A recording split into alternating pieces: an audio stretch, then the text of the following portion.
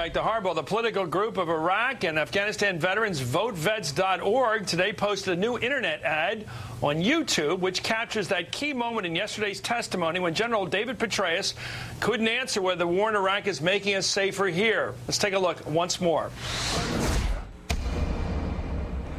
I frame the question in these stark terms. Are we going to continue to invest American blood and treasure at the same rate we are doing now? For what? If we continue what you have laid before the Congress here as a strategy, do you feel that that is making America safer?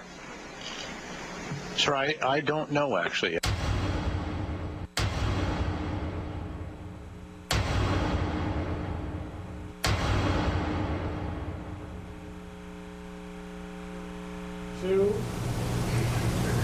Jon Soltz is an Iraq War veteran and chairman of VoteVets.org. And Dante Zappala, is it Zappala, sir, or Zappala? Zappala. Zappala lost his brother, Sergeant Sherwood Baker, during the Iraq War. He's now a member of Gold Star family. Speak out. Let me ask you, Dante, when you watched General Petraeus yesterday find a problem with that question, is the war over there and all the hell that's going on, all the suffering and death, is it making us safer here at home? And he said, I haven't been able to figure that out. In fact, I haven't had my head around that question. What did you make of that?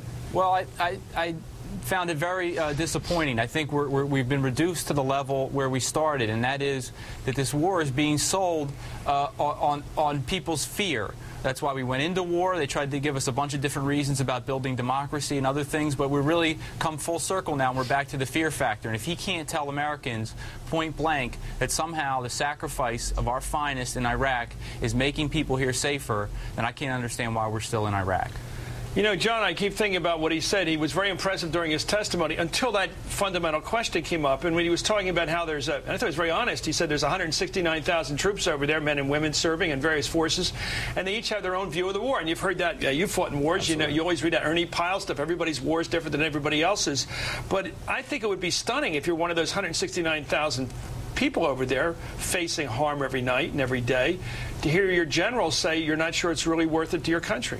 Well, I think a lot of them already feel that way. If you look at the polls about but aren't you? Let's talk about this general. When you hear the general say it. I think what's interesting about him is that he's been sort of politicized. I mean, Admiral Fallon wasn't there, the central commander who controls the war in Afghanistan, who controls the war against al-Qaeda and bin Laden. The Secretary of Defense wasn't there, who can deploy these troops. So I think it is shocking for General Petraeus because he's been, you know, he's who the president is hiding behind. And so that is staggering for him, who they are using as the complete credibility for the war in Iraq to say something that the war on terror is basically not focused on a security element. And that's telling us we're not in the right direction. Dante, you lost a brother. Let me ask you about this sales pitch we're watching this week. It really is a dog and pony show. Very elaborate hearings.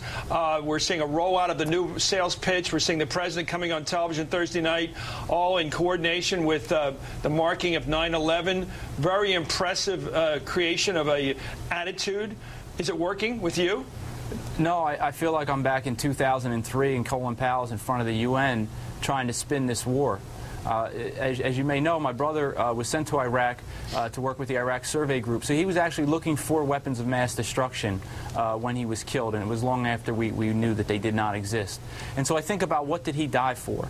And if he died for anything, it's so this never happens again, that they don't trump evidence and reason for ideology and some negligent policy. Let me ask you about General Petraeus himself. I remember years ago watching All in the Family, and Edith Bunker kept saying, Proxmire, Proxmire. All I ever hear is Proxmire. He, of course, was the senator from Wisconsin. All I ever heard for the last 3 months is Petraeus, Petraeus, right. Petraeus, Petraeus. And Petraeus is an officer serving in the field. He's a field rank officer, but he is serving in the field and carrying out the orders of this commander-in-chief. Why does this president keep saying, I'm waiting to hear the Petraeus plan, when the Petraeus plan has to be the orders he was cut by the president? It's because this is a political strategy, sir. This is all this is. This is about the president handing this war off to the next commander-in-chief. This is why we're going to draw down troops next April, because we don't have enough troops, and because that's the way he ensures, as we all know from the book that came out last week, that he wants to hand this to the next president. He's punted the football, and he wants to hand the hot potato to the Democrats, and then they want to lower 30,000 troops so Republican members of Congress and the Republican nominee can show that they're making progress towards leaving Iraq. This is a political strategy driven by domestic politics here at home and not by the situation on the ground in Iraq. Let's talk about the politics here at home. Dante, you have friends who are probably pro-war. What do they say? I don't have many friends that are pro-war. It's hard to find folks that are pro-war, but I think very real feeling that people are afraid, and they want to know that they're safe. And I think that our guys, our men and women in uniform, will lay down their life, sacrifice their own families to protect ours. And if that was truly what was happening here, I think we'd all be right behind them. In fact, many of us would probably be in Iraq right now taking up arms. But you see that that's not happening, and that's not the objective out there. And so, you know, when I think that the people that are pro-war, that their arguments are falling faster than I can say. You hear that, John?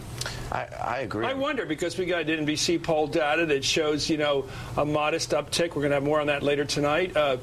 I wonder whether this PR campaign, we had Jerry Delafamina, one of the top ed men in the country, thinking that the president's wholesale rollout this week is working, putting the men in uniform out there, putting out the State Department guy, having the president go on television, is pushing this war effectively, that this is working, like it or not. What do you think? It's working because he's not playing to win. He's only playing not to lose. So all he has to do is hold his line politically. He has to hold the Republicans. He has to hold Norm Coleman. He has to hold Susan Collins. We lobby in Congress all the time. Every day we're going to have 40 Iraq vets from VoteVets.org down here next week knocking on doors. But the question is how much time do they give him? And, you know, this is about election and it's about voting politics. And they're going to hold that line just enough. They put $15 million in there, and we're going to fight hard and try to break them. But listen, it's very difficult. They're trying to hide behind a man who's got medals on his chest, a man who served this country honorably. And he is, and successfully. It's wrong, like it's unethical. Court Martial Billy Mitchell. This goes back beyond Ollie North. This is very impressive stagecraft. This is another spin. Well, you know, stagecraft's not going to make this war any easier to fight or less bloody. Anyway, thank you, Jon Soltz. Thank you for your